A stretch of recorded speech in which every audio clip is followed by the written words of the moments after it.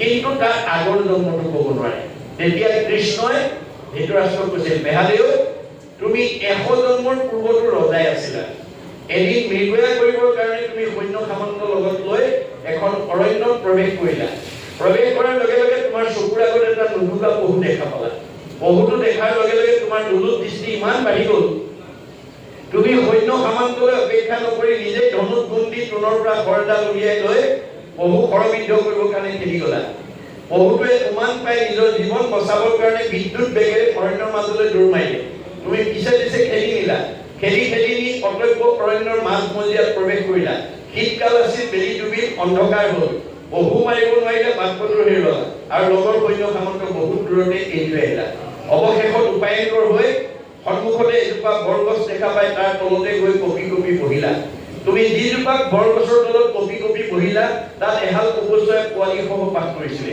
তোমাৰ কঁপি থকা অৱস্থাটো দেখি কপৌজনীয়ে কপৌটোক কৈছিল, হে ৰাজস্বামী, আজি যিজন অতিথি আমাৰ গৃহৰ তলত আহি কঁপি কঁপি বহি আছে সেইজন আমাৰ দেশৰ ৰজা আৰু আমি তেওঁৰে প্ৰজা। দৈবাত তেওঁ আজি আহি আমাৰ গৃহত অতিথি ৰূপে দেখা দিছে আৰু বৰ্তমান তেওঁ জাৰত কম্পমান হৈ আছে। তুমি অনতি পলমে তেওঁক অকণমান জুইৰ ব্যৱস্থা দিয়া। ভাগদাৰ আহ্বান শুনি কপৌটো উৰা মাৰি গৈ পাহাৰৰ দাঁতিত গছে গছে ঘহনি খাই জুই লগা অৰ্ধদগ্ধ অগ্নিৰ টুকুৰা এটা আনি তোমাৰ সন্মুখত পেলাই দিলে। জুইকণ পোৱাৰ লগে লগে তুমি আনন্দ মনেৰে শুকান জাবৰ জোঁথৰ গোটাই দপ দপকৈ জুই ফুৱালা। তোমাৰ দায় নিবাৰণ হ'ল, কিন্তু দিনটো যে পহুৰ পিছত দৌৰি ফুৰিছিলা তোমাৰ ভোক অনুভৱ হ'ল।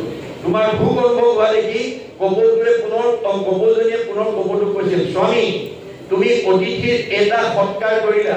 বৰ্তমান তেওঁ ভোকত আতুৰ হৈ আছে, অনতি পলমে তেওঁক এটা ফল মূলৰ যোগান ধৰা।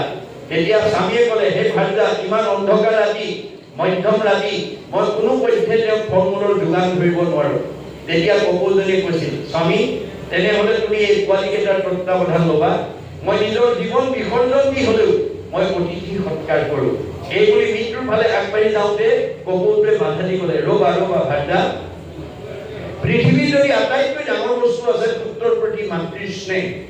পুত্ৰৰ স্নেহত আপ্লুত হৈ তুমি মাতৃ হিচাপে পুত্ৰৰ যিটো তত্বাৱধান ল'বা, মই পিতৃ হিচাপে তত্বাৱধানৰ অভাৱত যদি কোনোবা পুত্ৰ মৃত্যুৰ মুখত পৰে মই তাৰ দুখৰ ভাগিম।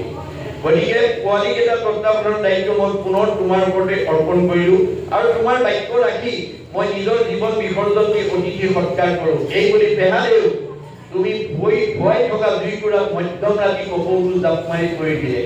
তুমি থাপ মাৰি দৌকাত ধৰি উঠাই নি মনতে ভাবিলা, ইমান মধ্যম ৰাতি যেতিয়া এটা কপৌচৰাই কৈছে ইয়াত নিশ্চয় বহুত কপৌচৰাই আছে। তোমাৰ বিয়াসুলভ মনোভাৱটো তুমি জাগ্ৰত হৈ গ'ল আৰু মনতে ভাবিলা ইয়াক এৰি দিলে পলাব। তোনৰ পৰা এডাল ফল উলিয়াই লৈ জুইকুৰাৰ কাষতে দুইটা চকু খালি মাটিত দি থলা আৰু গছত আৰোহণ কৰিলা।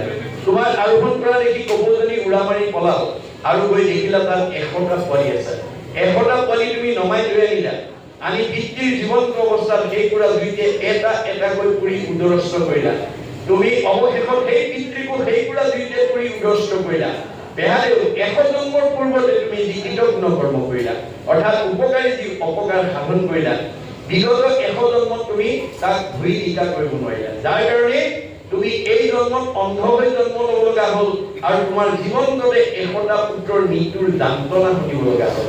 না ভুক্তং ক্ষতে কৰ্ম কল্পকৌটি সৰ্বেয়পি অবৈষমেব ভুক্তৈবং কৃত কৰ্ম শুভাশুভং।